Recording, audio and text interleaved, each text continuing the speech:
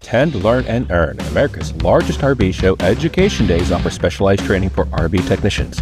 Electrical, HVAC, weight and tire safety, and more. There's something for every industry professional. Plus, meet the crowds and tour 1,500 RVs on Industry Preview Day, September 15th. Don't miss out on America's largest RV show, Education Days, September 14th and 15th. Registration opens this June at largestrvshow.com. Welcome, everybody, to another edition of the SupplySide Podcast. I'm Chris Cieto with RVBusiness Magazine. Joining me, as always, is Michael Rheinheimer of RVBusiness as well. And our guests today with Tentations are co-founders Clive Metz and Danna Segall. Thank you so much for joining us. Hi, thank you for having us. Want to thank our sponsor today, which is PRVCA, which is putting on the Hershey Show come September to unveil the 2027 new model year of RVs to the public. Thank you, PRVCA. As we start today, guys, tell us a little bit about the idea behind Tentations. I was fascinated by this product when I first saw it out at the glamping show in Aurora, Colorado last fall, but what was the inspiration behind it? Danna, should I take Yeah, a jab at this? I'll let Clive take this one because he's the brains behind the idea. There you go. So, first of all, Michael and Chris, thank you so much for the opportunity and nice to meet you guys. Very exciting for us to be on the show, the podcast. I actually come originally from South Africa, immigrated 37 years ago, went into the hotel industry in the Caribbean, and we owned and operated one of the top ranked hotels in the Caribbean. At phenomenal ADR, nightly rates, phenomenal occupancy. And then I think it was 2011, we sold it. And then within the States, and then a couple of years later, someone came to me with the concept of helping build glamping resorts because I'm from Africa, so understand the safaris. I've seen the tents and you know the demand in America was coming, and they came to me and said, listen, can you build some glamping resorts? So we went and we saw this beautiful piece of land. Someone owned a piece of land. They wanted us to build a resort on their land, and I'm very sort of risk adverse. I love the land, but I saw, you know, this is someone else's land, and to me it was like, this could be fantastic, but you never know what your occupancy is going to be like. You never know what your rate's going to be like. So you can invest a lot of money, and you don't know if you've got a sure shot or not. And how big a resort do you build? How small a resort do you build? So I respectfully declined, and I was really upset because I saw the opportunity there. And then that night, it was actually in the Smoky Mountains. And we went and stayed at another high-end glamping type resort thing. It was, you know, more so tents, but not so much infrastructure. And it was just the time when the national parks are closing for 3 or 4 months of the year because of the weather. So I was there staying. I have to admit, it was a little bit cold. There was no insulation in the tent. They had a fireplace going. But whatever, my wife was not happy. Trust me, she was not happy. And they were breaking down the resort. And like, well, what you guys doing? Well, that's no, well, the resort closes. So to protect the units, we have to break down the units, and they're putting them into the containers at the end of the property. They said, well, what happens? I said, no, in 4 months' time, they come and they take them out of the unit and they build the tents. I'm looking at the tent, I'm looking at the container, I'm looking at the container. How do I change a tent into a container? And vice versa. So I scribbled it on a little napkin. People thought I was crazy. And I went and I filed for a patent. I sat for 2 years, didn't do anything, filed for a patent. And finally the patent came through. And then during that period of time, we have this house in the Keys here, and we got hit by Hurricane Irma.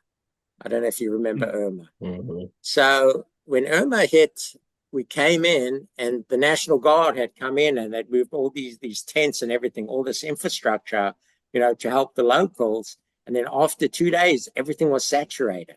So the air conditioning on the ground was saturated. The tents were saturated. Their containers were, in the mud. And then this just Mhm. got me more motivated. How can I develop something with infrastructure that can move for hurricanes or other disasters, that's off the ground, that I can bring the whole infrastructure with me, that the air conditioners there, the bathrooms there, the toilets Mhm. there, the infrastructure, and that further motivated me to do this. Then we started looking at, okay, well, how do I do this without reinventing the wheel? So Alcon, Sure. biggest RV manufacturers in all over there. What are they doing? They got the infrastructure, they're rolling in. Then obviously you've got the tents, but with the RVs you can only open up certain width. How do I triple the size? And hence that's where the whole concept came of being able to bring in infrastructure, roll in infrastructure, give a landowner potentially the ability to say, okay, I want to start a glamping resort, but I don't want to go permit. I don't want to build 20 units to get critical mass to justify, obviously the ground and all the infrastructure that they bring in. How can we do this Mhm. where they can roll in one or two, get their occupancy going, get their rate going, and then build as that goes on? This is like a Meccano set, buy one or two. Next year, if your occupancy is doing great, bring in more. That's adaptable to weather. We've managed to extend the season. So when you look at our video, we could handle snow load on top of the tent, because that's just a facade that sits on top of the superstructure. So by doing that, you're extending your occupancy, they're getting more rate. You're getting a higher rate because you've got all these amenities. That's got a VIN number, so you can finance this as a vehicle. Less permitting. It's less permitting, so because it's more so RV permitting than resort development permitting. So I try to make every single factor that if I'm investing my own money, how do I get the risk out? I mean, if you ask Danna, I'm probably the most risk-averse person that there is. That's why I walked away. I walked away from fantastic opportunities because there's the risk. So we're at the point now where we've overcome, we believe, a lot of the risk. The people that have got land that don't know how to do it. And what's our motto, Danna? It's Deliver, deploy, and earn. So, All the right. yeah, so the sense is the unit is delivered, you deploy it, it opens up in 15 minutes, it's guest ready within an hour or two, and you can immediately start earning money back. So kind of take some of that risk where when you're building permanent structures on your land, you need to wait for the permits, you need to get loans to build the infrastructure. I mean, when you purchase the land, you're still not even halfway there. You have to actually build the resort. So this is taking some of the risk away where, it's essentially a vehicle you're bringing in, financing it like a vehicle, and get started, get your feet a little bit wet, kind of see how you're going to own and operate your resort, and then build from there. Can I just add to what Danna said about risk averse and about the financing? Financing is a big issue because if I'm developing a resort and I'm going to traditional bank loan financing, they want to know what's my occupancy, what's my rate? Well, I don't have a resort yet. How can I tell you what that is? And sometimes that's such a trade-off in people actually not being able to finance their ideas because the bank wants history, but you don't have history. That's why we're very excited about the concept of vehicle financing, because they don't have to give that history. There's no history to that. They can literally roll in and start earning. Oh, okay. Well, very cool. Tentations, you guys sit at the intersection of luxury hospitality, but also with the RV industry. How do you describe the product to campground owners, glamping operators, and traditional RV dealers? That's a wide net you're casting. So, as you mentioned, our unit is a luxury hospitality unit that's on a road legal trailer. So, it combines both hard-sided units as well as soft-sided tents. And essentially, the unit rolls in, opens up in 15 minutes. You only need about 2 or 3 people to open this thing up. You fill it with your furniture and it's revenue ready. So for, campground owners, for glamping resort operators, it might mean different things. We know in the RV park world now, a lot of these RV park owners are looking to expand amenities. A lot of guests now are looking for more permanent places and not moving around as much. So RV park owners want to entice RV owners as well as just regular guests who want to come stay on their property, bringing in spas, bringing in fire pits, and all different types of things. So this is a great way where RV park owners can add units onto their land without the permanent structure, because depending on the occupancy of RV parks, they can move them across their lands. And for glamping resorts, this is a premium product. It comes with all your electricity, your lighting, it comes with insulation. So for glamping resort owners, this is a great way to add units to your property. For glamping operators, it provides a true luxury experience at a lower cost, because you're not looking to bring in that infrastructure, you're not waiting on permits. So this is a great where you have this unit that rolls in with everything you need. So it has, 15,000 BTU units of AC. It has insulation for really hot seasons or very cold seasons. These can be open all year round. So when you're looking at your occupancy, instead of closing down for certain months of the year, whether it be winter for hurricanes, or any seasonal, disasters, you are able to extend that occupancy over the year, allowing yourselves to earn more revenue. Can I just add something? So that's an interesting question. So the crossover between RV and glamping was actually a mistake by design, if that makes sense. Because what happened is when we started designing, we were designing for high-end glamping. So we looked at the customer, spent a lot of time. What do you want? They want air conditioning. They want bathrooms. They don't want outhouses. They want insulation.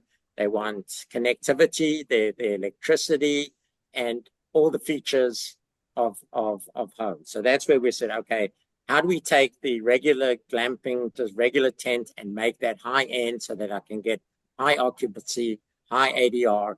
Go ask the guests. It's like being married for 37 years. It's active listening. A lot of what we did on this was listening and people telling us not what we wanted to hear, what we thought, what they wanted. That's what we designed. Then it was my frustration in how do I create these camps without it, building a resort. So that's where I thought, okay, well, let's build on the RV. So we just, that's the mistake by design. And it works like an RV. So if a landowner, RV park owner already has the infrastructure for plumbing, electrical, you can plug and play similar to an RV. But if you don't already have the infrastructure, you can roll it up and it works off a generator. So they're very versatile. So for landowners, if you have multiple places on your property, you want to move these things in certain times of the year, maybe it's along a beautiful river, but a couple months of the year that river floods, you can utilize that area and roll it up to that river and have it there. And then during flood season, move it back closer to your property and plug it back in. Plus having unbelievable square footage. Because if you look at the RV industry, when the sites coming out of an RV, you're basically doubling in size, because the sites that come out, we're tripling. So we're 430 square feet. So we're a regular roadworthy trailer at 8 foot, whatever inches it is. We open up to 24 width. Wow. And then we regular, we a box which is 22 feet. The whole trailer is 28. So we're opening up to 24 by 22. It's big. It's huge in there. Plus, I think we've done something that no one else has done. I'm not sure if I should mention it, but I'm going to. We're actually composite. We're full composite material. We're probably 10 years ahead of the industry in that. That's how we get our drop-down sides to work, because, you don't have weight. So I think the secret in that was basically the composites, and then obviously within our tents being able to insulate. We've gone to some of the world's best in extreme weather linings, because within a tent there's no real R factor, but you do have that R factor within an RV. So we've managed to say, okay, what is combine the strengths of the RV, combine the strengths of the tents and the extreme weather linings with all the amenities that come with it, and combine it into a single unit. It's a transformer. It truly transforms into a luxurious, roomy. Walking through it, I mean, there were multiple groups of people walking through when I visited last year. The flexibility that you mentioned, not only is it sort of a crossover of best worlds between a tent and an RV, but the flexibility that, as you mentioned, it gives the campground owner, as far as, being able to finance it, being able to move it around, the fact that they don't have to commit to buying 20 units at a time. All those sort of things leads to, in my mind, just an ideal unit with all that flexibility and sort of crossover, which is really kind of fitting where the industry is going right now. A lot of campgrounds, as you mentioned, Dan, are looking for, new ways to stand out from the traditional campsite, regular concrete pad hookups or cabins, that sort of thing. Just curious from your perspective in this sort of post-COVID hospitality era, where do you see things going in the next 5 years as far as camping, glamping, RV parks, all those sort of items that lead to opportunities for people to enjoy the outdoors? So we I'm already know with COVID, everyone now is looking for unique experiences. When someone decides to go on a vacation, they're not necessarily going to the Hiltons and the Marriotts. They go on Airbnb, or they look at glamping resorts and want those immersive, unique experiences near nature.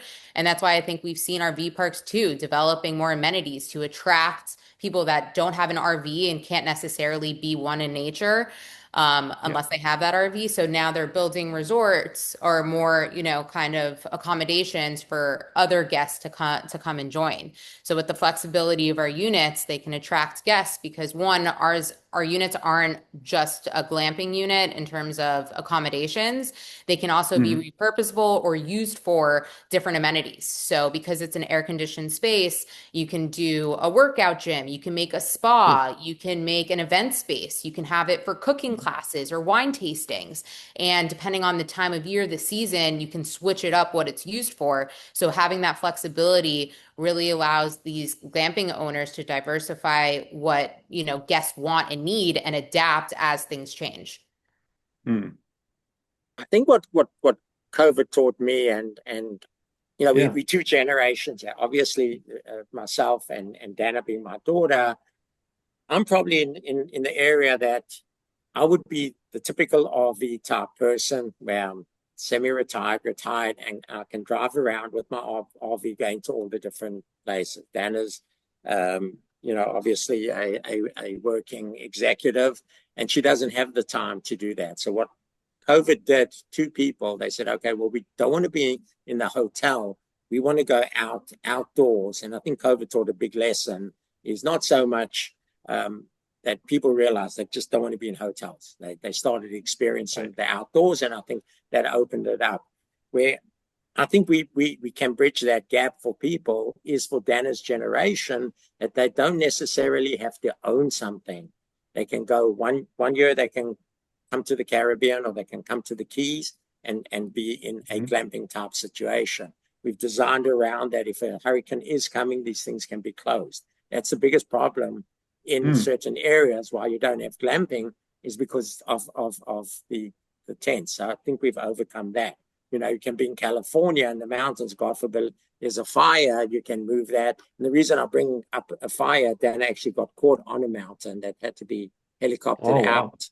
Oh, wow. We'll tell you that story another A little time. adventure. Yes. Yeah, it was Definitely a scary an one. They experience. called afterwards and said, "Oh, we're okay." But so from that point is, I think RVers, definite market people. Okay, I'm going out on the road for 6 months and we're not coming back, and this is our unit in luxury.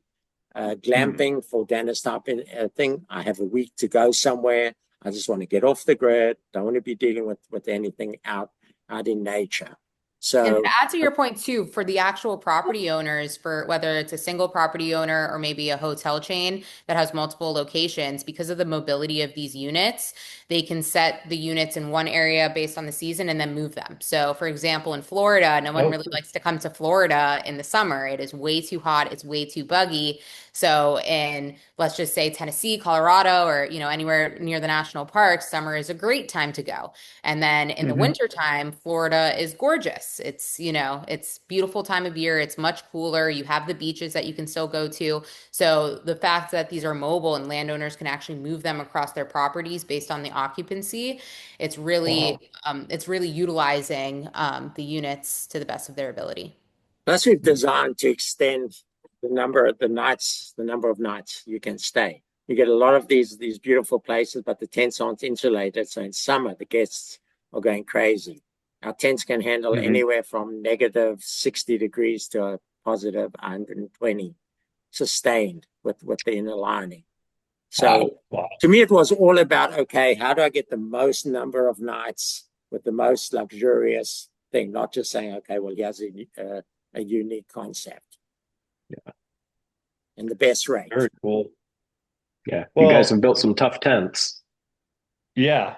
Although I'll have to say it would probably be pretty hard to convince my wife to come out in negative 60, even if we were going to be okay on the inside. But well, as we wrap up, and thank you again to PRVCA for being our sponsor, their Hershey show coming this fall. We mentioned the glamping show in Aurora, Colorado.